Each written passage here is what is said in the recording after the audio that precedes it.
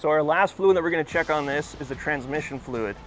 The dipstick on an 05 F-150 is right here. It says transmission fluid right on it. We pull that out. We are not checking the level right now, believe it or not. Right now, all that we're checking is just the condition of that fluid. Just wipe it. I don't feel any grit. This is another one that you can do the upside down aerosol can trick if you want. So this one just has one crosshatch right here. A lot of the dipsticks that you're gonna see are gonna have a cold crosshatch and a hot crosshatch. This one has a pretty good range for us right there, so we're gonna use that. So we're gonna put that back.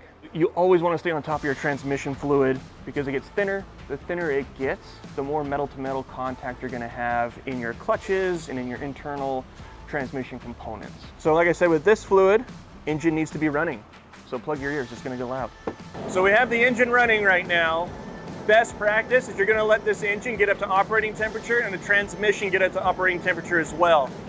Usually that means driving it 5-6 miles or something like that to get the transmission to shift and get that fluid circulating properly, right? But for the sake of this video, we're just gonna check it right now.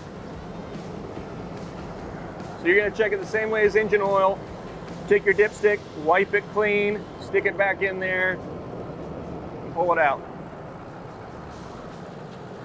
So we can see here his level's about right there. See that nice little pretty cherry right there? So he's about a quart, maybe a quart and a half low on tranny fluid. There isn't a fill cap like the engine oil, power steering, coolant, brake, everything that we've gone through before.